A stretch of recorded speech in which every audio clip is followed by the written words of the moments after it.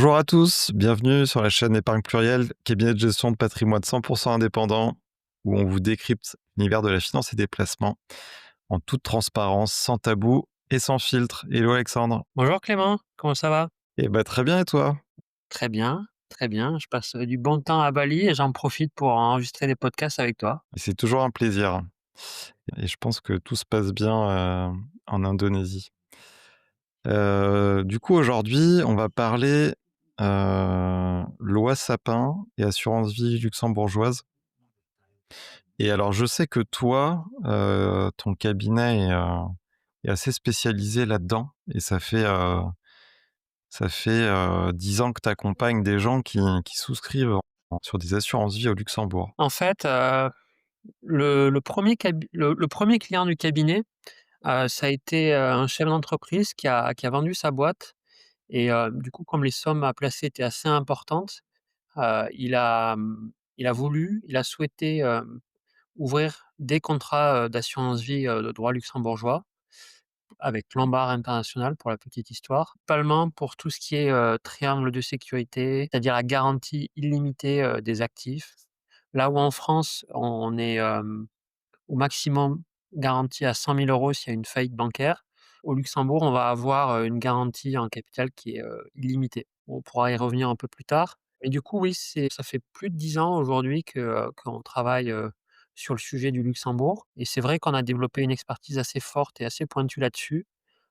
Même avant, que ça devienne, assez populaire, j'ai vu des vagues, d'évolution, sur le sujet.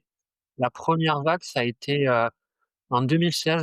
En 2016 avec la loi Sapin 2 Ouais. qui a été votée, et la deuxième vague, c'était, l'année dernière avec, la dissolution de l'assemblée où, on Mmh. a vu une augmentation, de quasiment, 300 sur, les demandes, de souscription d'assurance vie au Luxembourg et ça a même fait, les gros titres de BFM et autres parce qu'en fait les gens ont constaté que leur épargne elle était à risque.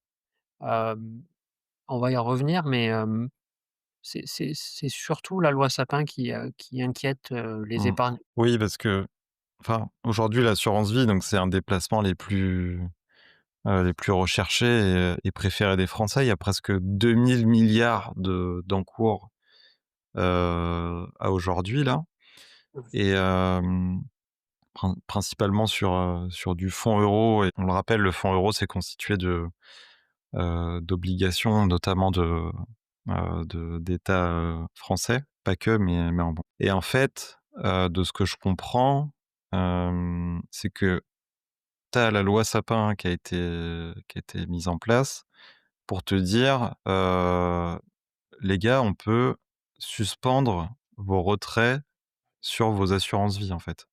Et Mmh, bloquer vos rachats. C'est ça, en fait? c'est ça en fait. Aujourd'hui, la loi Sapin 2e version comme elle a été, votée, heu, permettrait à l'État, français de bloquer ou de limiter les rachats et Mmh. les arbitrages sur, les contrats, en France et aussi sur des contrats luxembourgeois qui sont avec des compagnies françaises dont le fonds euro est réassuré en France et j'insiste sur ça parce qu'en fait, il y a 2 types de compagnies d'assurance luxembourgeoises.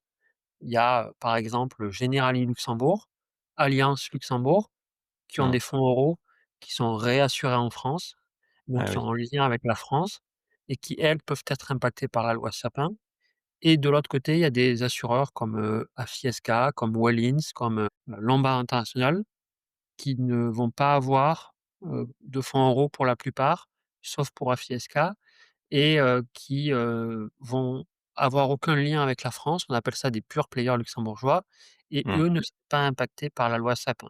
Donc la loi Sapin, c'est quoi?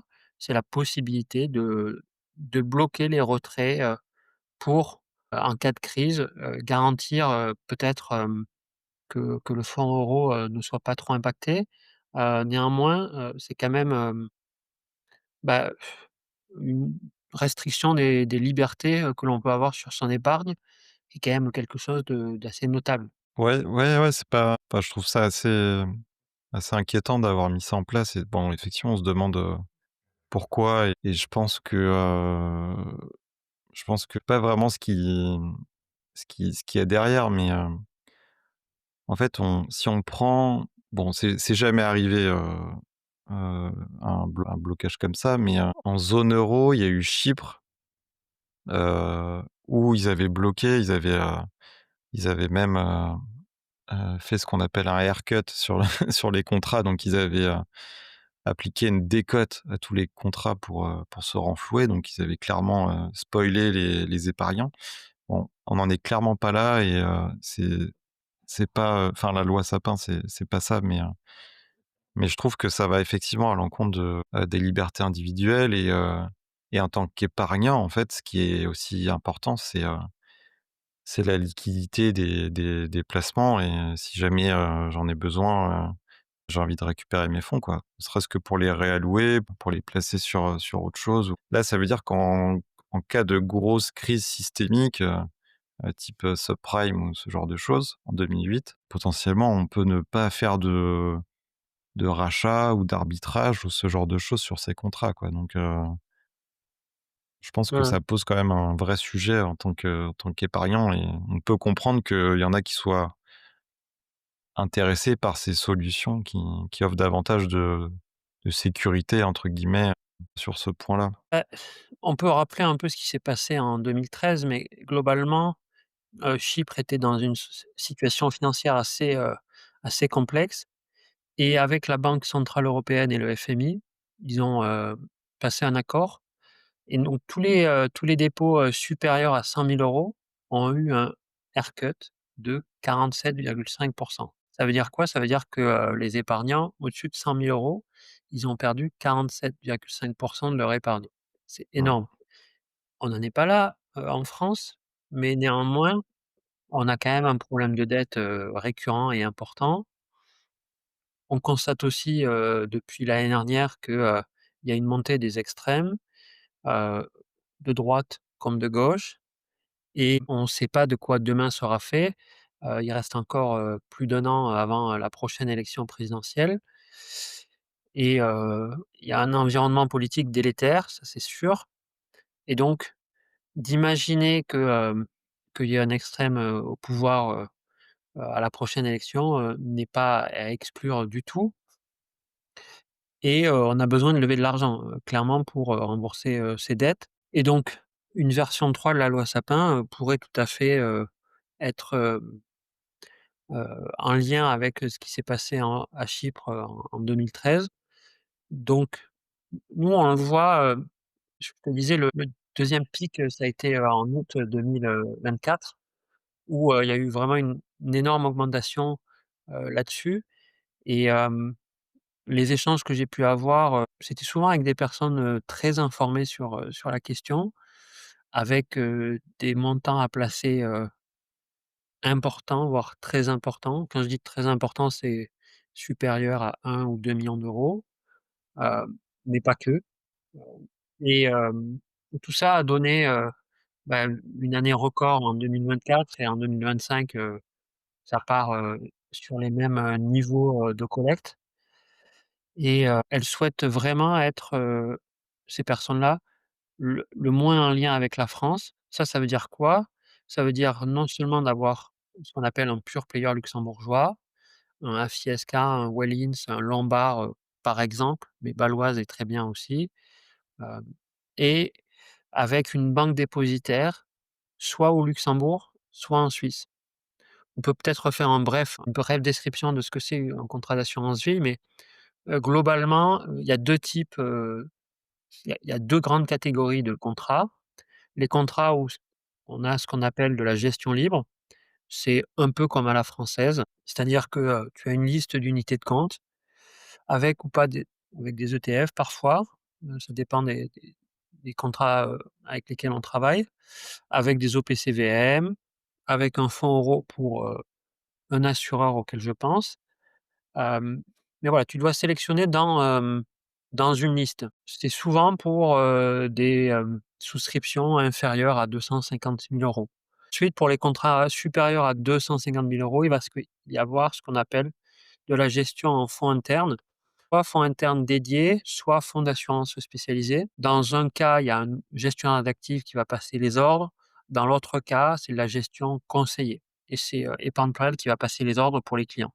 Et globalement, l'idée, c'est, tu choisis ton assureur, tu choisis ta banque dépositaire, donc tu peux vraiment, personnaliser ton contrat de manière assez forte et ensuite tu vas pouvoir, avoir un choix d'unité de compte qui est vraiment très important.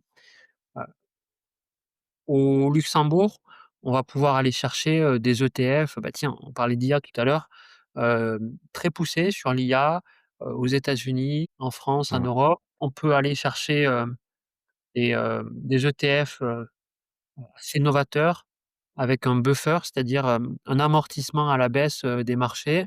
C'est quelque chose qui a été créé par, First Trust, il y a plusieurs années et qui est très populaire aux États-Unis. Toutes les idées innovatrices, elles sont souvent, importées des États-Unis.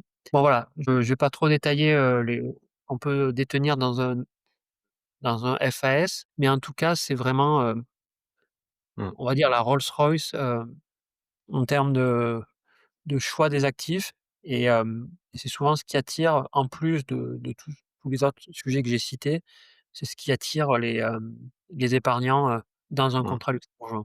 Ouais, j'ai l'impression qu'il y a un choix, énorme en termes de support d'investissement en ETF, mais pas que. Et juste pour revenir effectivement un peu à la situation, économique en France, mais c'est pas, enfin, c'est pas très glorieux. Je trouve qu'effectivement ça va pas dans le bon sens. Et en fait, quand on fait le lien avec, la situation des finances publiques, donc enfin, je le rappelle, hein, la dette du pays, c'est plus de 3 000 milliards d'euros de dette aujourd'hui. C'est 113 du PIB. Oui. En fait, c'est une situation qui est assez catastrophique. Et le déficit, il représente presque 6 du PIB en 2024. Et en fait, on se dirige plutôt vers un plan d'austérité, mais je sais même pas s'ils vont être capables de redresser la barre, quoi. Donc c'est vrai que quand on se dit à côté de ça qu'il y a des pays qui sont, enfin, mieux gérés, plus, enfin, voilà, où il y a pas du tout ces mêmes problématiques, donc c'est peut-être plus rassurant, plus sécurisant pour un épargnant. Et et du coup, ça fait sens de se pencher sur ce sujet du Luxembourg. Et alors moi, j'ai 2 questions, pour toi qui es expert sur ce sujet-là. C'est, est-ce qu'il y a des montants, minimum d'investissement? J'imagine que oui, pour en fait, profiter de cette sécurité. Et ma deuxième question, c'est, en fait, de ce que j'ai cru comprendre, c'est qu'en fait, il y a certains acteurs qui te proposent des investissements en assurance vie au Luxembourg, mais qui ne sont pas, réassurés par des vrais acteurs du Luxembourg, donc qui sont finalement concernés par, la loi Sapin. C'est Oui, ça, hein, si je dis pas de bêtises? oui, Si oui, tu peux oui. nous éclairer sur ces 2 points? En fait, alors, le première question, le seuil d'accessibilité, il y a un seul contrat qui est, disponible à partir de 15 000 €. C'est un contrat avec AFI-SK Luxembourg, qui est, un partenaire avec lequel on travaille beaucoup, notamment parce que, c'est un seuil accessible qui permet d'avoir à la fois du fonds euro non réassuré en France. OK. Du coup, alors, il y a un contrat, il y a un contrat qui est accessible à partir de 15 000 €, qui s'appelle, AFI-SK Quality Life, qui permet d'avoir accès à la fois à du fonds euro non réassuré en France et des unités de compte, des OPCVM classiques. À partir de 5 000 €, ce contrat va permettre même d'avoir des ETF, donc c'est super bien parce que nous, on aime beaucoup les ETF à épargne Mmh. plurielle. Après, à partir de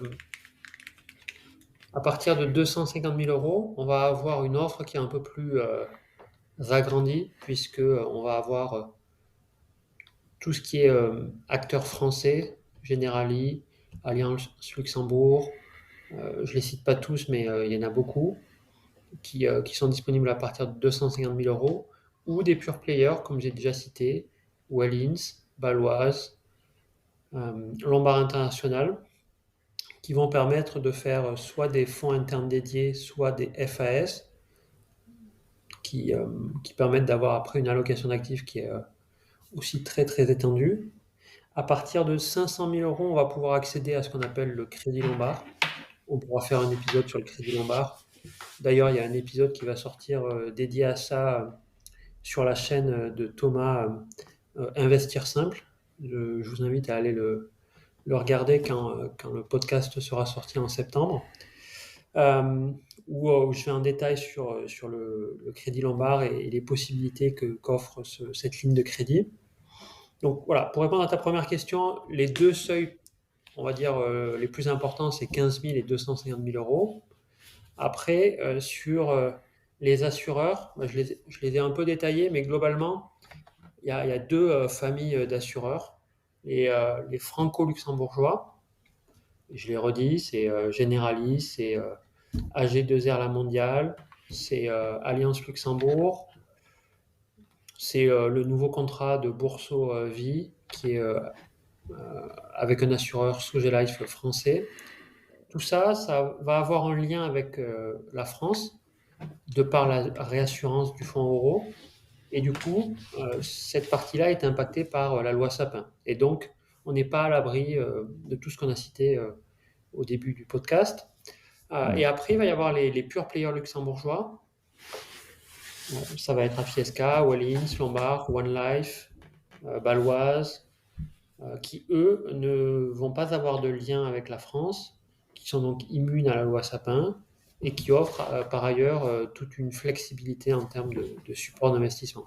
Ouais, donc je pense que c'est vraiment important de distinguer les deux et de faire le tri entre l'offre qu'il y a aujourd'hui et qui est peut-être pas forcément adaptée en fait aux vrais objectifs et notamment le côté sécurité vraiment de déplacement. Et c'est vrai que moi j'avais toujours en tête que les assurances vie luxembourgeoises étaient accessibles à plusieurs centaines de milliers d'euros et en fait c'est pas le cas finalement puisque 15 000 ou allez 50 avec Les les ETF. ETF, on a une épargne qui est sécurisée, diversifiée, qu'on peut faire aussi en gestion libre, hein, c'est ça, Mhm. avec épargne plurielle. Et en fait, je trouve ça plutôt cool et très intéressant. Oui, oui, oui. Pour l'instant, le contrat est accessible à partir de 15 000 euros. Je ne sais pas si ça va rester comme ça pendant des années. Hmm. Typiquement, on constate, en fait, depuis 10 ans, on constate que les seuils d'accessibilité deviennent de plus en plus importants chez les autres assureurs. Je me rappelle, Generali, à l'époque, c'était 100 000 euros le minimum. Aujourd'hui, c'est 250. Balois, c'était 50 000. Ils l'ont rehaussé plusieurs fois. Aujourd'hui, c'est 250. Ah ouais. Oui, c'est pas dit que ça reste ces seuils-là, quoi. Voilà. Pour l'instant, à Fiesca, c'est ces seuils-là. Mais c'est vrai que du coup, ils ont une collecte assez importante. Et en plus, c'est un groupe familial. Du coup, même si leur ratio de solvabilité est pas très élevé, c'est une maison qui est solide parce qu'en fait, c'est géré dans une optique de maximiser le rendement de l'actionnaire. L'actionnaire qui a une partie de ses actifs détenus par la compagnie d'assurance, c'est le groupe Burrus. Burrus qui est un milliardaire et qui a acheté une compagnie d'assurance, entre autres pour gérer ses actifs. Donc, on est plutôt confiant sur la stabilité et la solidité financière de cet acteur. Hmm. Ouais, en plus, je voyais que sur les contrats luxembourgeois, tu avais un super privilège. C'est-à-dire qu'en cas de faillite de l'assureur, l'épargnant est créancier prioritaire, même face à l'État, en fait. C'est ça. En fait, Ce qui n'est pas le cas en là France, où hein. en, là où en France, les contrats d'assurance vie appartiennent à l'assureur, et donc au bilan de l'assureur. Il va s'en servir pour rembourser les créanciers qu'il peut avoir. Donc concrètement, en France, on est le sixième créancier. Donc souvent, ça veut dire qu'on n'aura pas plus que les 100 000 euros de garantie s'il y a une faillite d'un assureur, ce qui peut arriver quand même. Et quand on a beaucoup d'argent, et je donne à chacun l'interprétation de beaucoup d'argent, mais déjà à partir de 100 000 euros, bah, c'est beaucoup d'argent. Le capital n'est pas protégé. Au Luxembourg, il va y avoir ce qu'on appelle une ségrégation des actifs. Ségrégation des actifs, ça veut dire que les actifs sont mis à part euh, du bilan de l'assureur. Et donc, s'il y a une faillite d'un assureur, qu'est-ce qui se passe? Les actifs sont protégés et ne sont pas utilisés pour rembourser les, euh, les créanciers de l'assureur.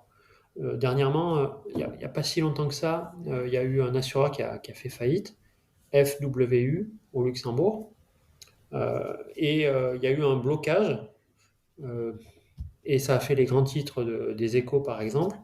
Mmh. Il y a eu ce mécanisme de blocage qui s'est appliqué parce que, en fait, le, on est passé sous des seuils de ratio de solvabilité et il y a eu cette ségrégation et du coup, ça a permis de sauvegarder les actifs des épargnants.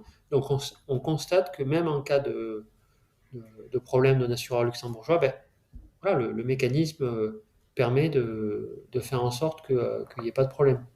C'est pour ça que quand même, je parlais des ratios de solvabilité des assureurs, c'est quelque chose qu'il faut regarder parce que une faillite d'un acteur français ou luxembourgeois, ça arrive, et donc vaut mieux partir dès le départ avec un acteur qui est solide, et c'est ce que l'on fait lorsqu'on conseille nos clients, on fait une étude des meilleurs assureurs et de tous leurs ratios de solvabilité, mais de données aussi plus tangibles lorsqu'on lit les rapports financiers pour voilà, que on se prémunisse de tous les risques qu'ils sont possibles d'encourir lors de leur placement. Ah, on sait un peu ce qui s'est passé chez FW, chez l'assureur luxembourgeois. Là, j'ai suivi ça de loin, mais pas ce Alors, on qui va s'est pas trop passé. détailler, pas trop détailler parce que c'est toujours un peu bloqué. Donc, Ouais. je voulais en parler pour dire que voilà, ça se Mm. passe. Mais c'était un bras cassé cet assureur et on le savait dès le départ. Donc, c'était un contrat un peu pourri de ce que j'ai compris. Et là, ils sont en train de rendre les actifs aux épargnants, mais c'est pas encore terminé quoi, le truc. Ouais. Ouais, il disait défaillance en gouvernance, solvabilité insuffisante, surendettement de la maison mère, désaccord avec les rassureurs. Bon, je sais pas si on donnera ces détails, mais bon. Peut-être pas. Ouais, on parlera peut-être pas de la faillite. Euh, Qu'est-ce qu'on pourrait dire d'autre? Fiscalité, peut-être. Ah, oui. Euh, alors du coup, Alexandre, est-ce qu'on peut parler de la fiscalité qui s'applique? Donc par exemple, moi je suis Clément Bibert, je veux placer 250 000 euros au Luxembourg, donc via un contrat d'assurance vie. Comment je vais être imposé sur mon capital? Donc bon, j'imagine rien, mais sur la plus-value, comment ça se passe le jour où je fais de la plus-value, je veux rapatrier mes fonds? Mhm. Oui, alors deux cas possibles. Tu habites en France et dans ce cas-là, c'est un contrat classique avec la fiscalité française.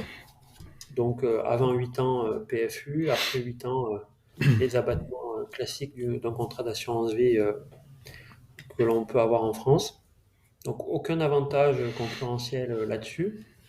Par contre, si demain tu t'expatries, dans un autre pays.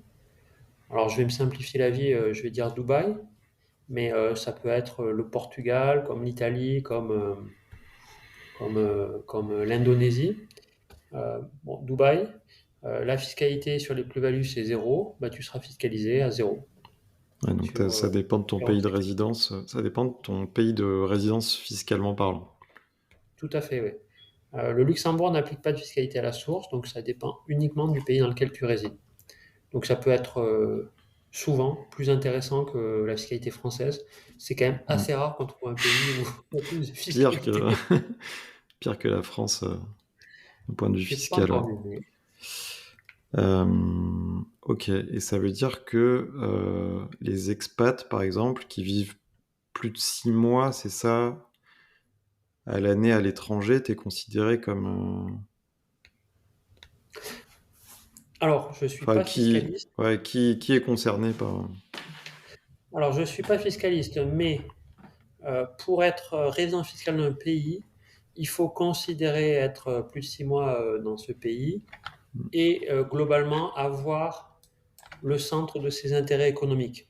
Ça veut dire que globalement, mmh, si tu as ta résidence principale à l'étranger, euh, tu vas être considéré comme et que peut-être tu travailles à l'étranger, que tu es digital nomade, mais que tu es relativement fixe dans un pays, euh, tu seras résident fiscal de ce pays-là.